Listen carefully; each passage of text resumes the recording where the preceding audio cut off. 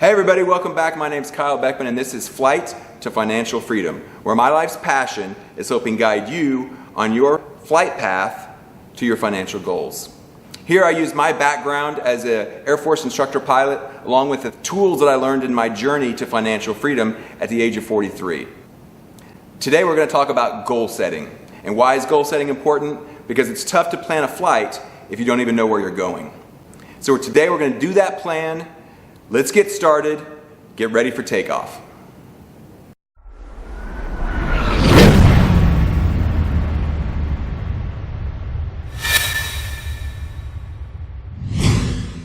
Okay, to start off today, I want to hit you with a couple of quotes.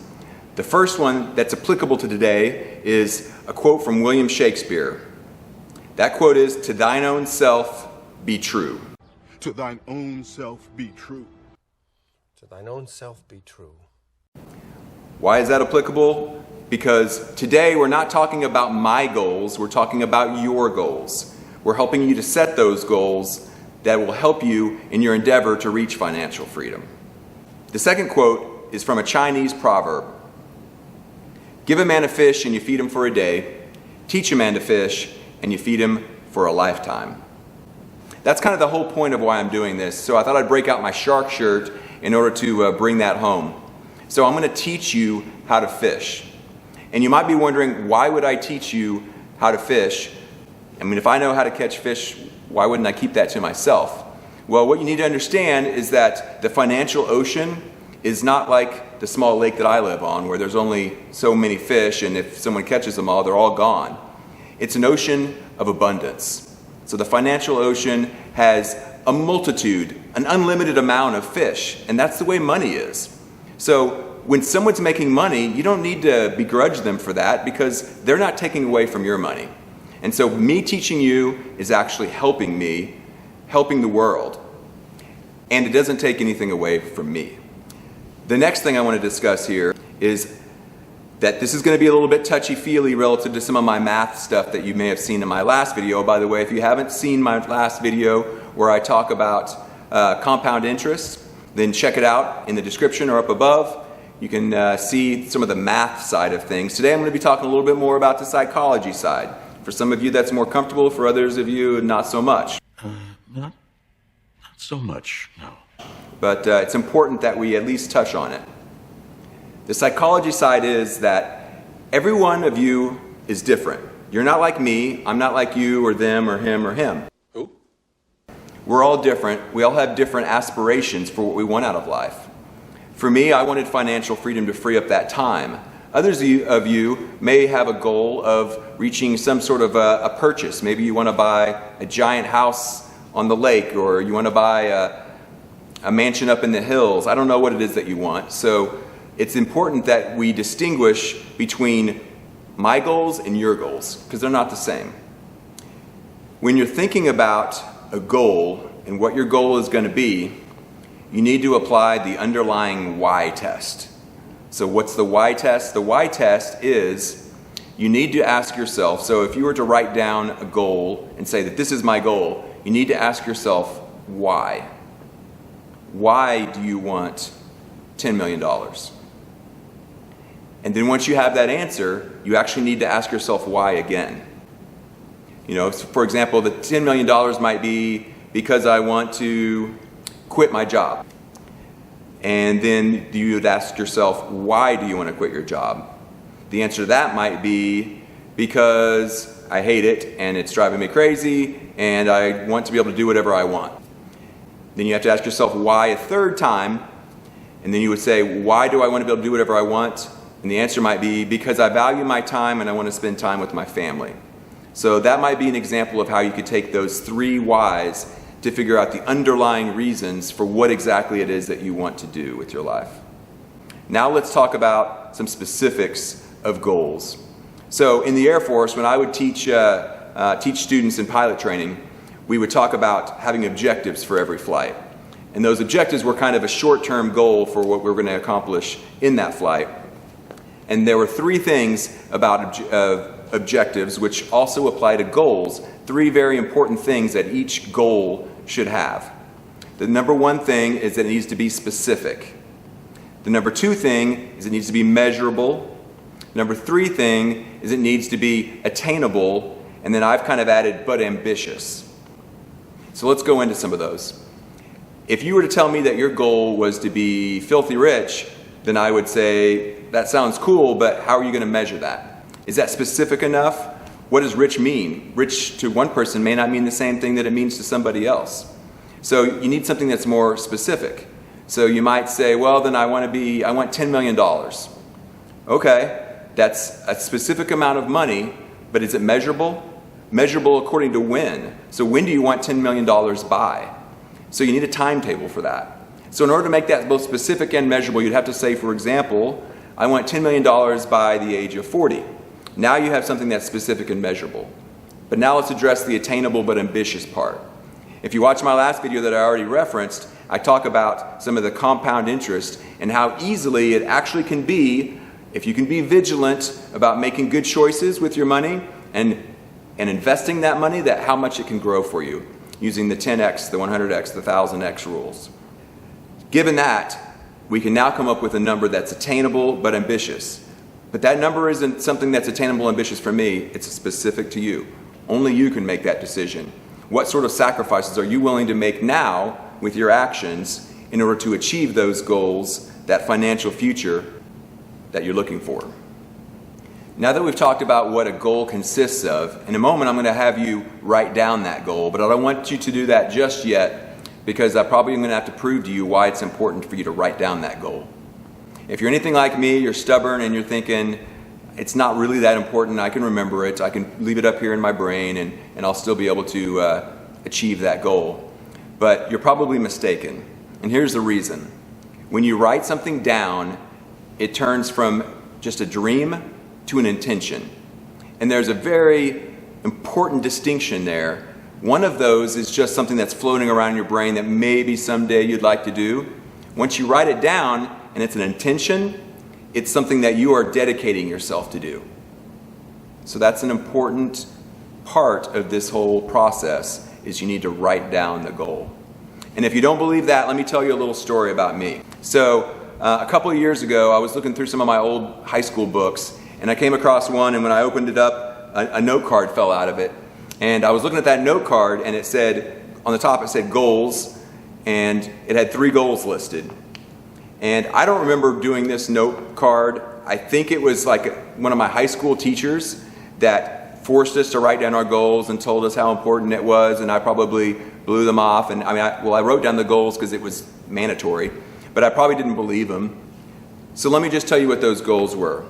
Number 1 goal was that I wanted to get my scuba certification. Number 2 goal was that I wanted to become a pilot. And this is high school. Number 3 goal was that I wanted to be a millionaire by age 40. So let me just tell you how those things worked out.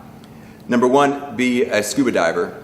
So despite being scared of sharks, right, I still was able to get my scuba certification. In fact, I'm an advanced open water scuba diver now, and I've dove in like 6 different countries. So that one worked out. The next one was I wanted to be a pilot. Well, I went on to be a fighter pilot in the Air Force with over 2,500 hours. So that one also worked out pretty nicely. And then the last one was that I wanted to be a millionaire by age 40. And I actually eclipsed that one by 3 years. So I made it 3 years early. And the crazy thing is I don't remember writing these down, but the mere process of me having written them down, it sort of brings them into fruition. It's hard to even describe the magical power of writing down your goals. There's a video out there called The Secret that one of my friends and mentors, Laurel Langmeyer, is in. And in The Secret, it talks about the metaphysical aspects of a goal coming to fruition because you put it out there. And I don't know if I necessarily believe the metaphysical parts, but with my background in psychology, which I'll tell you about some other time, I do believe in the psychological aspect, that once you make something a goal, it comes to fruition because it's in your mind, it's in your psychology, and you're bringing it to happen based on the confidence that you have that you can do these things. So writing down that goal is important. Now that you've heard that, hopefully you believe me on the writing down portion, and here's what I want you to do. I want you to stop the video for about 2 minutes, 2 to 3 minutes maybe. Don't take too long. This doesn't have to be your final forever goal, but it needs to be something to get you started that you can shoot for. I want you to come up with a goal. So stop the video now and write down a goal. Remember, it has to be specific, measurable, and attainable.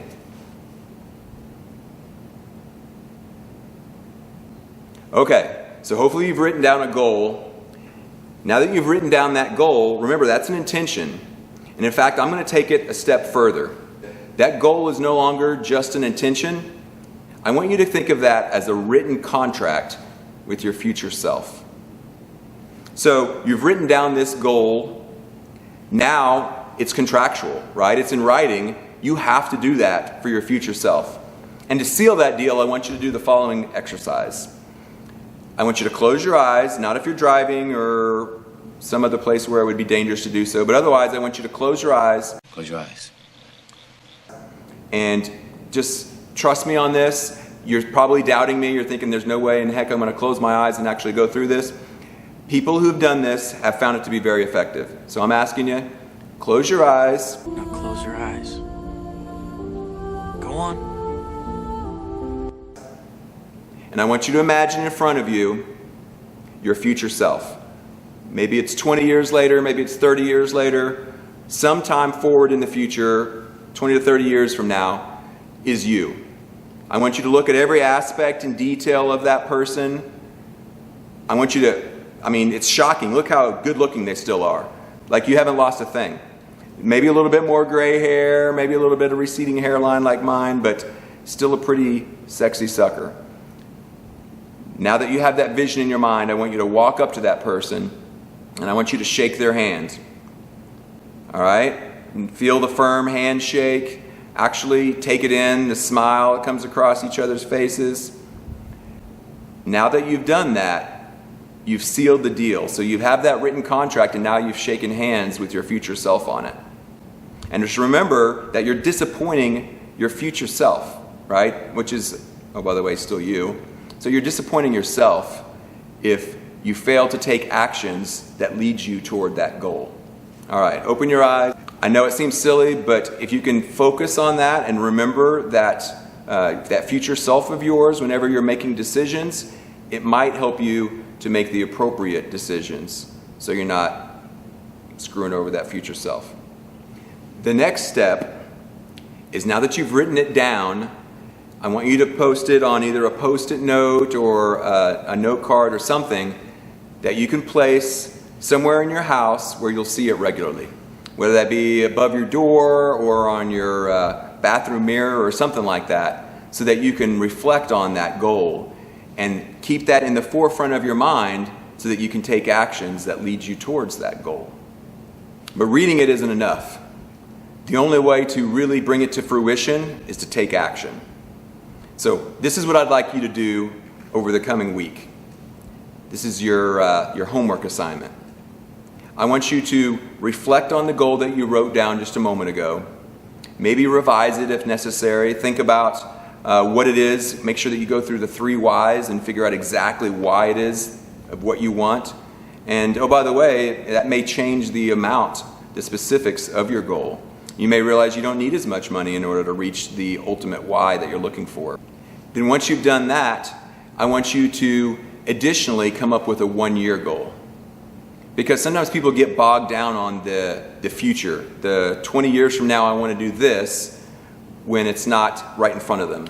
So I want you to write down a 1-year goal that would be step 1 of the process of many years worth of goals to getting you to that future goal. Whether that's deciding that you're going to invest a couple of $1,000 more this year than you did last year. Whether that's you're going to cut down on your expenses, you're going to do some budgeting, you're going to do some of the other things, the other actions, which, oh, by the way, I'm going to cover in future videos to help you out. But you're going to do some of those actions to get you towards that goal. So come up with a 1-year goal of things that you're going to commit to. And then you're going to do another one. Because 1 year isn't close enough for us to really sometimes take action. So I want you to then also come up with a 3-month goal. So that 3-month goal is what you're going to do over the next 3 months. And oh, by the way, to get it done in 3 months, you probably need to start today. Your 3-month goal is going to build onto your 1-year goal, which will build onto your ultimate goal, your contract that you wrote down and shook hands with your future self about.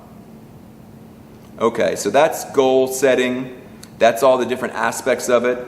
Some visualization to try and help you make it more permanent. I hope that was helpful. I hope that you'll set those goals and get ready to go down that flight path on your flight to financial freedom. That's all for today. Remember to pull the trigger on that like button, drop a bomb on the subscribe button, and shoot a missile at the notifications button so you can get all my future videos. If you haven't already, check out my old videos. We'll see you next time, and enjoy the flight.